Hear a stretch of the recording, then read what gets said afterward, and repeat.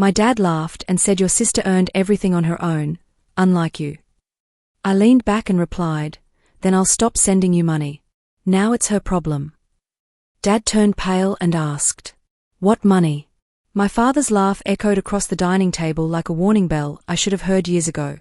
He raised his wine glass, the amber liquid catching the candlelight, toasting something I wasn't part of. Your sister earned everything through hard work and determination, he announced, his eyes sliding past me like I was furniture. All by herself, without anyone's help. The room crystallized into silence. My mother's hand froze halfway to the breadbasket. I sat perfectly still, that familiar weight pressing against my ribs, the one I'd carried since childhood, the one that whispered asterisk you'll never be enough star. But tonight, something shifted. Maybe it was the wine, or maybe I was simply tired of swallowing words that tasted like ash. Then I'll stop sending you money, I said quietly. My father's face transformed from smug satisfaction to confusion in seconds. The wine glass lowered. What money? The question hung in the air like smoke from a candle just blown out. My mother turned to me, her expression caught between hope and dread. Across the table, my older sister Vanessa shifted in her seat, suddenly fascinated by her plate of honey-glazed salmon. The $5,000, I continued, meeting my father's bewildered gaze. The money I've been transferring every single month for the past 18 months. The money that was supposed to save your house from foreclosure. My name is Mackenzie Torres. I'm 31 years old, and I've spent most of my life perfecting the art of being invisible. Vanessa, 3 years older, has always been the bright star in our family sky, the daughter who made our parents proud, who won awards, who married well, who supposedly had her life figured out. I was the backup plan, the quiet one, the daughter who chose architecture over medicine, who disappointed my father simply by existing in Vanessa's shadow. When the pandemic devastated my parents' restaurant in Phoenix, their savings evaporated overnight. The house they'd owned for 30 years suddenly had foreclosure notices taped to the door. My mother called me crying, and I did what I'd always done. I helped without being asked to shine.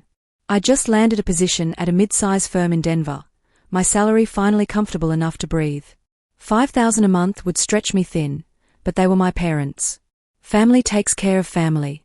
That's what my mother always said, usually while explaining why Vanessa needed help with her wedding, her house down payment, her investment opportunities. My father refused to set up online banking. Too many hackers, he'd grumble, arms crossed like a stubborn child. So I wired everything to Vanessa's account.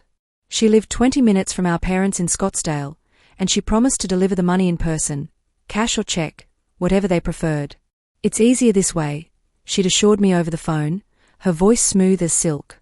You know how Dad is with technology. I'll handle it. And I believed her. Because believing Vanessa was what our family did best. Now, watching my father's face drain of color, watching my mother's hands begin to tremble, I realized that belief had been the most expensive mistake of my life. Mackenzie, what are you talking about? My father's voice cracked slightly, the confusion genuine enough to make my stomach drop. We haven't received any money from you. I pulled out my phone with shaking hands, opening my banking app. The screen glowed accusingly in the dimmed dining room light. Every first of the month, I said, scrolling through transaction after transaction. Transfer to Vanessa Torres. $5,000. 18 times. That's $90,000, Dad. My mother made a sound like a wounded animal. 90,000. Vanessa finally looked up from her plate, her perfectly manicured hands pressed flat against the mahogany table. There's been a misunderstanding, she said, her voice tight. The situation is more complicated than Mackenzie is making it sound. Complicated. I turned to face her fully. I have confirmation emails for every single transfer. You acknowledged receiving them. You said you'd handle it. I did handle it, Vanessa snapped, color rising in her cheeks. There were delays, administrative issues. 18 months of delays. My voice rose despite my attempt to stay calm. What kind of administrative issue takes $90,000 and makes it disappear? My father pushed back from the table, the chair scraping against hardwood like nails on a chalkboard. Vanessa Louise Torres, you look at me right now and tell me the truth. Where is your sister's money? Vanessa's jaw clenched. Even angry, even caught, she was beautiful. The kind of beautiful that had always gotten her out of trouble, gotten her forgiven, gotten her everything I had to work twice as hard for. I invested it, she said finally. I was trying to help. There was an opportunity. What opportunity? My mother's voice was barely a whisper. We've been skipping mortgage payments. The bank has called 17 times. We thought. She pressed her hand to her mouth. We thought Mackenzie didn't care anymore. The words hit me like a physical blow. All those months, they'd thought I'd abandoned them. While I'd been eating ramen for dinner to make the transfers. Work, while I'd been taking on extra freelance projects to keep the money flowing, they'd been suffering and blaming me for it. I called you every week, I said to my mother, my throat tight. You said Vanessa was handling things. You said everything was under control. Because that's what she told us. My father's fist slammed onto the table, rattling the good china we only used for special occasions. Occasions like tonight, celebrating Vanessa's promotion at her marketing firm, a promotion funded by what, I now wondered. My money? Vanessa stood abruptly. You don't understand the pressure I've been under.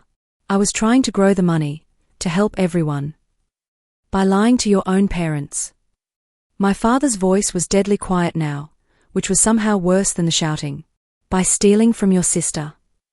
It's not stealing if I intended to pay it back, Vanessa said, but her voice wavered. Intended. I let the word hang in the air. Where's the money now, Vanessa? She wouldn't meet my eyes. It's tied up in an investment. A business venture. I just need a little more time. Who? I demanded. Who did you give my money to? The silence that followed told me everything I needed to know. This wasn't a legitimate investment. This was something else entirely. And the worst part? I had a feeling we were only just beginning to uncover the truth. I didn't sleep that night. I lay in my childhood bedroom, staring at the glow-in-the-dark stars I'd stuck to the ceiling when I was 14, listening to the house breathe around me. Downstairs, my parents' voices rose and fell in waves, my mother's sobs, my father's angry questions, and through it all, Vanessa's door remained locked and silent. By sunrise, I'd made my decision. I found my father in the kitchen, looking like he'd aged 10 years overnight. His reading glasses sat crooked on his nose as he stared at a stack of foreclosure notices, late payment warnings, and final demands. My mother stood at the window, still in her bathrobe, watching the desert sunrise paint the sky orange and pink. She left, my mother said without turning around. Sometime before dawn. Her car's gone. I wasn't surprised. Running was easier than explaining. Did she leave anything? A note? Contact information for this investment. My father slid a crumpled post-it note across the counter. In Vanessa's looping handwriting, *, don't overreact. I'll fix everything. Trust me. Trust her, I repeated, the words bitter.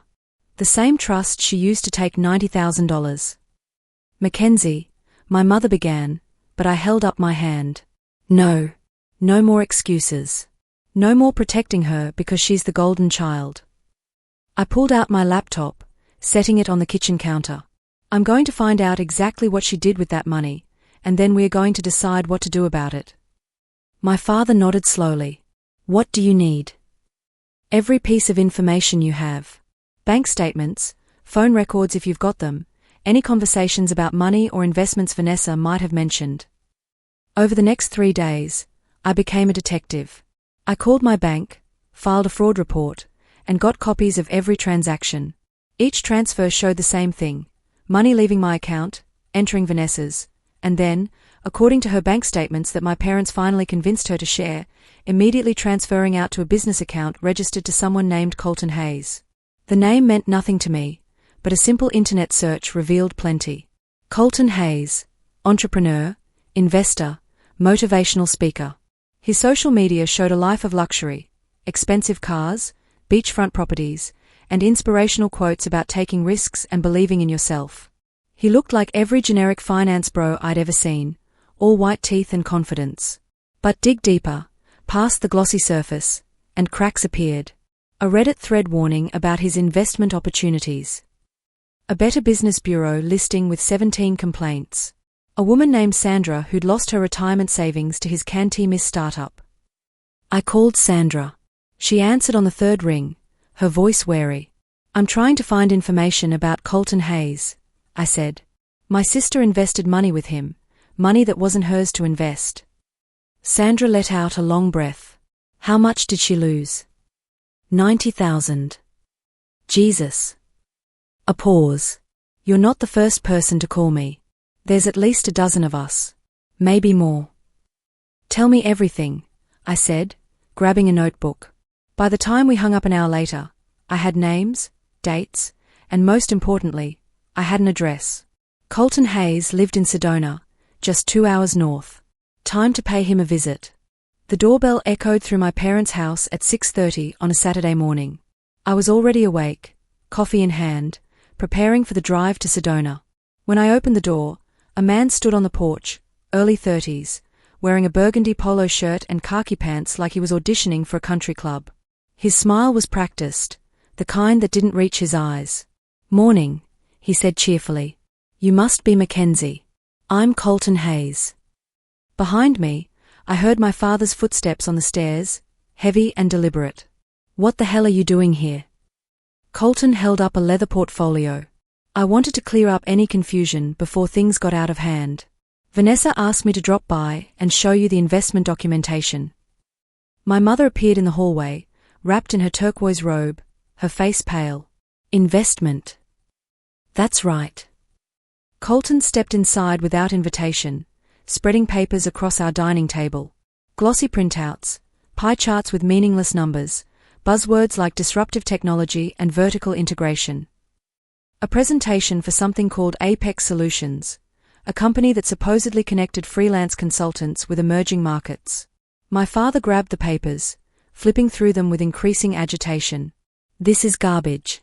None of these numbers make sense. Every groundbreaking venture looks risky at first, Colton said smoothly. Ask Apple.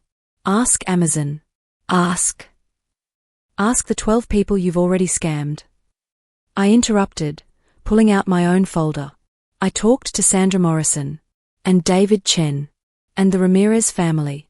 Should I keep going? Colton's smile flickered. I don't know what Vanessa told you, but this is a legitimate business opportunity. She was excited to be part of something innovative. $90,000 excited. My father's voice was dangerous now. You took my daughter's money that was meant to save our house, and you spent it on what? That BMW in our driveway. I drive a Tesla, actually, Colton corrected, then seemed to realize that wasn't helping. Look, Vanessa understood the risks. She signed contracts. This is all above board.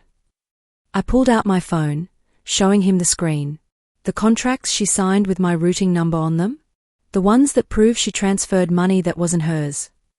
For the first time, Colton's composure cracked. That's between you and your sister. Wrong, I said. That's between you and the police. The sound of tires on gravel made us all turn. Through the window, I watched Vanessa's silver Lexus pull into the driveway. A Lexus, I suddenly realized. That was far too expensive for someone working in entry-level marketing. She stepped out slowly, sunglasses covering half her face despite the overcast morning. When she walked through the door and saw Colton, her entire body went rigid. What are you doing here? She hissed. Helping, Colton said, but his tone had shifted, less confident. I told you I'd handle the family situation. You weren't supposed to come here. Vanessa's voice rose. You said you'd wait. My father moved between them, his face hard. How long has this been going on? This, whatever this is. Vanessa's mouth opened, closed. She looked at Colton, then at me, then at our parents. And in that moment, I saw something I'd never seen in my perfect sister's face before. Genuine fear. 18 months, Vanessa finally whispered, pulling off her sunglasses. Her eyes were red-rimmed. Makeup smudged. We've been together for 18 months. My mother sank into a chair. Together? He told me it was real, Vanessa said, her voice cracking. The business, the investment opportunity, us. He said we'd double the money in a year, maybe less. That would help everyone. My family, his startup, our future together. Our future. Colton laughed, a sharp, ugly sound. Sweetheart, I'm married. The room went silent. Even the air seemed to stop moving. Vanessa's face drained of color. You said you were separated. Getting divorced. You showed me apartment listings in Tempe. Show business, babe. Colton shrugged, examining his nails. You believed what you wanted to believe. Made things easier for both of us. My father lunged forward, but I caught his arm. Don't, I said quietly. He's not worth it. You're absolutely right. The new voice came from the doorway. A woman stood there, maybe 40, holding a toddler on her hip. Her expression was exhausted and furious in equal measure. He's not worth anything at all. Colton went pale. Nicole. Save it. Nicole shifted the child to her other hip. I got your location from the BMW's GPS. Thought I'd find you with another mark. Didn't realize you'd bring your girlfriend along this time. I'm not, Vanessa started, but Nicole cut her off with a harsh laugh. Honey, you're number 4 this year. Before you, there was a dental hygienist in Tucson. Before her, a paralegal in Flagstaff. He has a type, successful women with family money and low self-esteem. She looked at Colton with pure contempt. Tell them about the child support you owe. Tell them about the warrant in California. I pulled out my phone. I'm calling the police. Wait. Vanessa grabbed my arm. Please, Mackenzie. I know I screwed up, but if we involve the police. If we involve the police, maybe he stops doing this to other people, I said.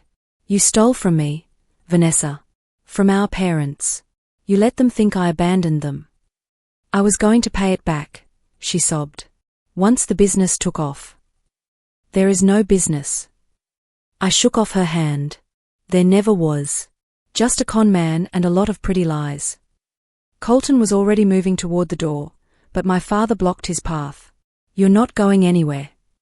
Get out of my way, old man. Try me. My father's voice was steel. The sirens started then, growing louder. Nicole smiled grimly.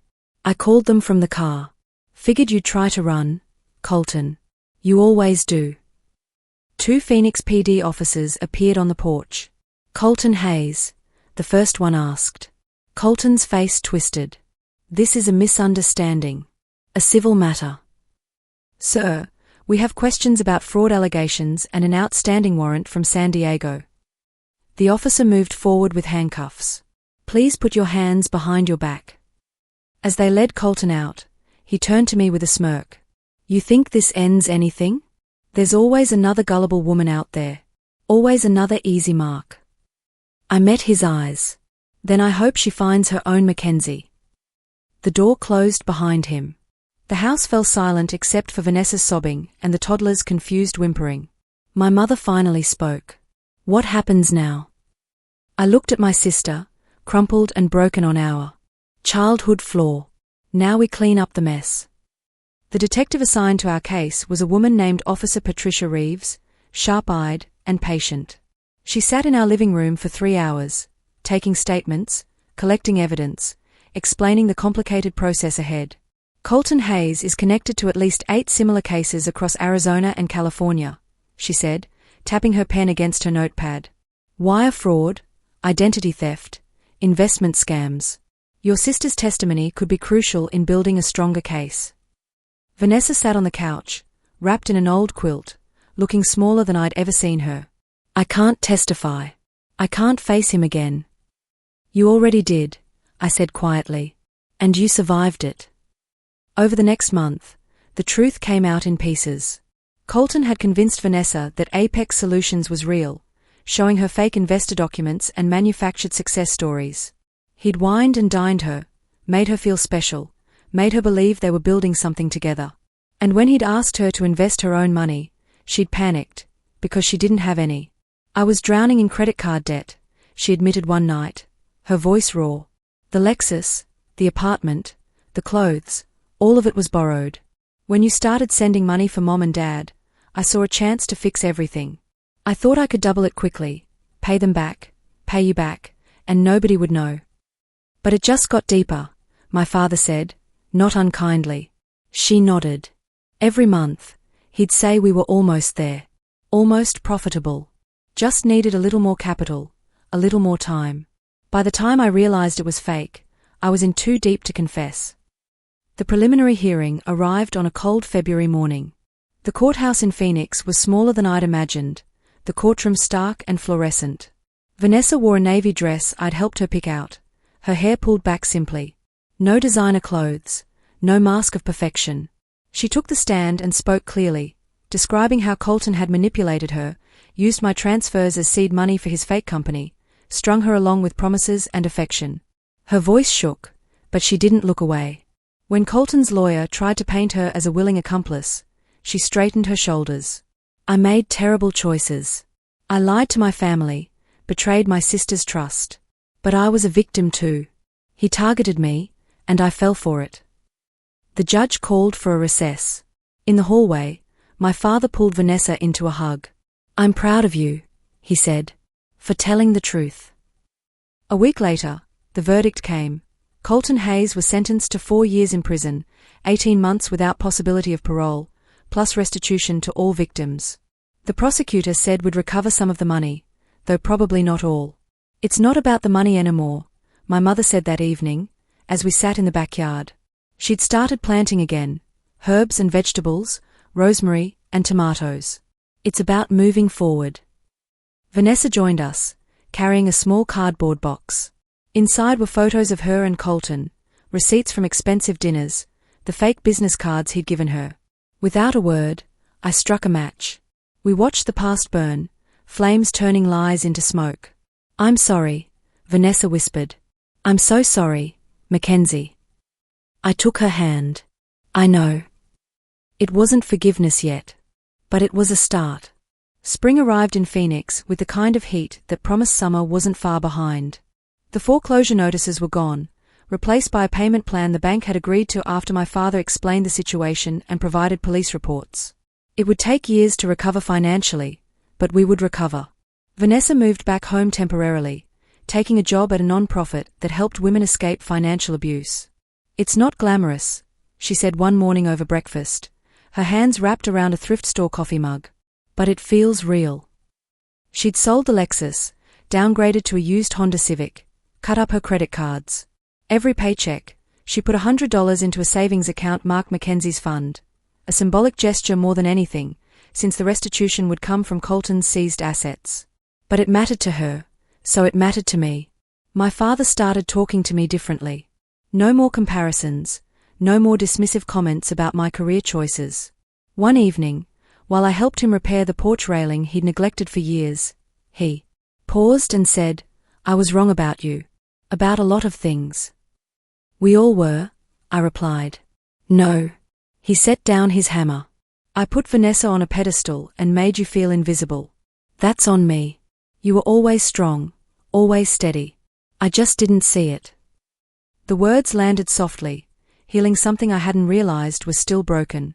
In May, I got an offer from a firm in Portland, a promotion, better salary, the chance to work on sustainable housing projects I'd dreamed about for years. I stood in the kitchen reading the email, my mother chopping vegetables for dinner, my father helping Vanessa assemble a bookshelf she'd bought at a yard sale. I got the job in Portland, I announced. My mother's knife stilled. Oh, sweetheart. That's wonderful.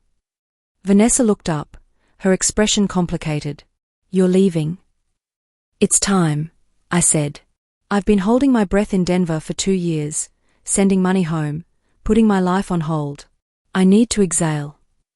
The morning I left, Vanessa walked me to my car, not the old sedan I'd driven from Denver, but a newer model I'd finally allowed myself to buy. She handed me an envelope, and inside was the photo from our childhood, the one taken at the state fair when we'd won matching stuffed animals. On the back, she'd written, *, thank you for not giving up on us, even when we didn't deserve it. *, family doesn't break unless you let it, she said quietly. You didn't let it. I hugged her, breathing in her shampoo, drugstore brand now, not the expensive salon stuff. Take care of them. I will. I promise. As I drove away, I watched the house shrink in my rearview mirror. My parents stood on the porch, waving. Vanessa stood in the driveway, her hand raised, tears on her cheeks but a small smile on her face. The desert stretched ahead of me, vast and bright. Behind me, the past, messy and painful and finally honest. I turned up the radio and drove toward my future. Sometimes the strongest thing you can do is draw a line. Sometimes the bravest thing you can do is believe in new beginnings.